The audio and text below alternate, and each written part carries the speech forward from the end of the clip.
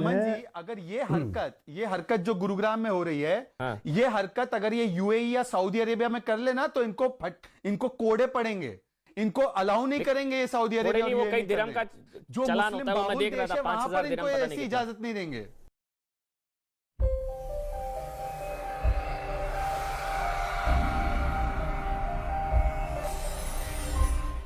शहजाद, आप कुछ बोलना चाह रहे हैं? फिर शोएब मैं आपके पास आऊंगा। शहजाद भाई, मैं रोड टैक्स क्यों दूं जी इनके लिए?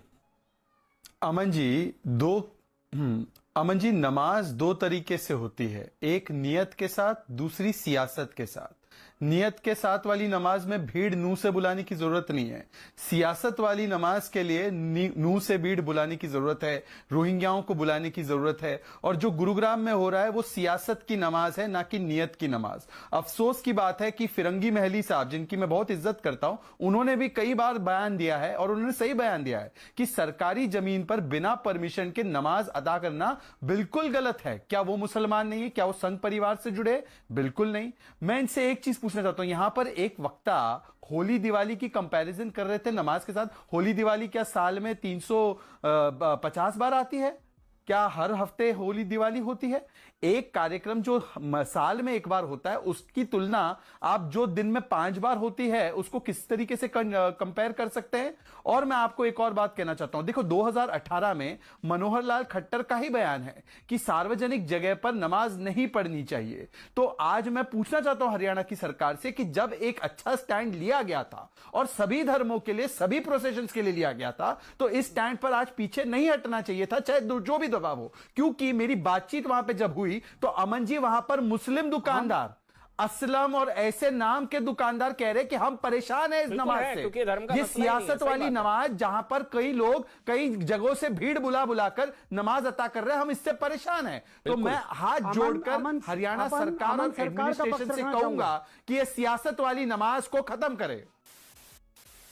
नहीं है, इनको तो बाहर निकाला गया 5 साल के लिए। जो जगह चिन्हित की गई उससे लोगों को परेशानी हो रही है ना, जो जगह चिन्हित की गई उससे लोगों को परेशानी हो रही है, सूरजपाल का नाम लोग परेशान हो रहे हैं ना। अब परेशान करके किसी को परेशान करके इबादत करेंगे। शहजाद आप बोलिए, शहजाद आप बोलिए। हो गया शोएब जमाई, एक मिनट शोएब एक मिनट, शोएब एक मिनट। अमन में दो शहजाद, हाँ अमन, शहजाद, उसके बाद मुझे आ रहा हूँ, अब्दुल रज़ाक खान आ रहा हूँ। एक एक करके मौजूद थे अमन जी, एक एक करके रखते हैं बात, प्लीज अमन जी, प्लीज एक एक करके बात रखते हैं। दो बहुत त्वरित पॉइंट में करना चाहता हूं। एक, अगर ये कहते हैं कि सड़कों पर पढ़ना जरूरी है, नमाज चिन्हित की गई है, तो एक तरीके से तो मैं कहूंगा बहुत अच्छी बात है। आज से ये स्पष्ट हो चुका है कि मस्जिद इज नॉट एसेंशियल फॉर नमाज। मतलब फिर आगे अगर मस्जिद कहीं से हटानी है, अतिक्रमण हुआ है मस्जिद के द्वारा, और बाबरी मस्जिद से लेकर कोई भी मस्जिद हो, तो आज जो स्टैंड शोएब जमाई ले रहे हैं वो एक बहुत महत्वपूर्ण स्टैंड है कि मस्जिद इज नॉट एसेंशियल इन इस्लाम, नमाज कहीं पर भी पढ़ी जा सकती है। दूसरा पॉइंट मैं पूछना चाहता हूं कि अस्पताल खोल देते हैं सारे।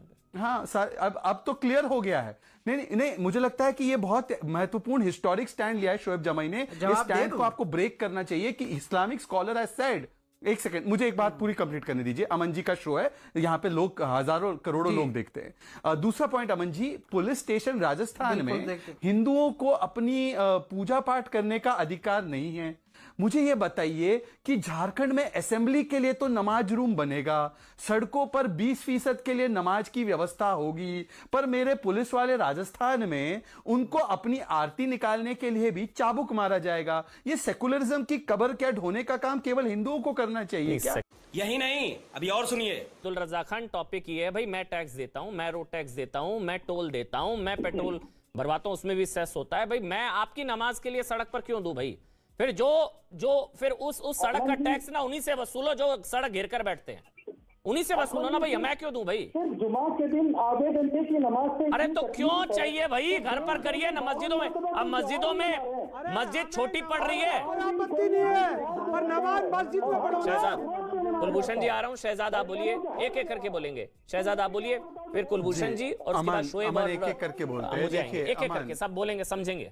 हाँ, शहजाद, इनको बोलिए चीखना बंद करे, चीखने की जरूरत नहीं है। देखिए अमन, प्रॉब्लम क्या है? प्रॉब्लम नमाज से नहीं है।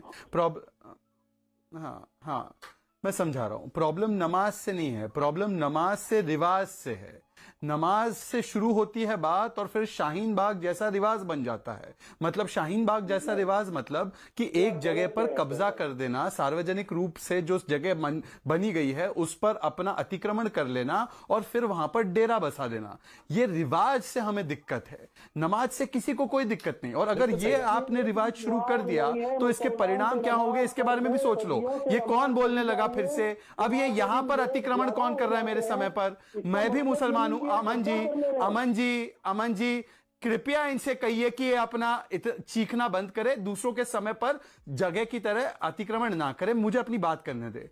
वहां के लोकल मुसलमान शिकायत कर रहे हैं, वो कह रहे हैं कि नमाज से रिवाज जो हो रहा है ये हमको नहीं चाहिए, हमारी जगह है, सार्वजनिक जगह, हमें डिस्टर्बेंस होता है, हमें जाने नहीं मिलता है। तो क्या वो लोग सांप्रदायिक है? और दूसरी बात, अगर यही प्रथा करनी है फिर इसका जब परिणाम दूसरी तरफ से आएगा, कृपया करके अपने समय पर बोले।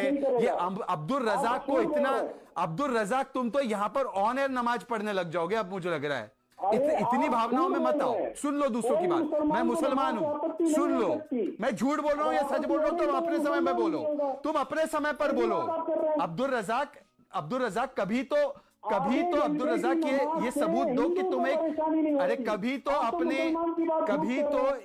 अरे भाई अब कैसे बात किया जाए अमन जी? जिन लोगों के पास बेसिक कर्टेसी ना हो, जहां मौका और जगह मिले वहां शुरू हो जाए तो क्या करे? ये कोई तरीका है? जहां जगह मिले वहां शुरू हो जाते हैं। सुन लीजिए ना आप एक बार, मैं इतना ही कह रहा हूं अब्दुल रजाक, जब स्कूलों में एक लाइन कहना चाह रहा हूं अब्दुल रजाक, जब स्कूल में गीता की बात होती है तब तुम्हारा सेक्युलरिज्म खतरे में आ जाता है, पर सार्वजनिक सड़कों पर नमाज का पहला अधिकार होना चाहिए, भारत के संसाधनों पर मुसलमानों का पहला अधिकार होना चाहिए। ये कौन सी विकृत सेक्युलरिज्म की परिभाषा लेकर बैठे हो? ये विकृत सेक्युलरिज्म को बंद करो। अगर तुम नहीं करोगे तो फिर प्रतिक्रिया आएगी, फिर उसका भुगतना पड़ेगा। प्रतिक्रिया के लिए तैयार रहो फिर।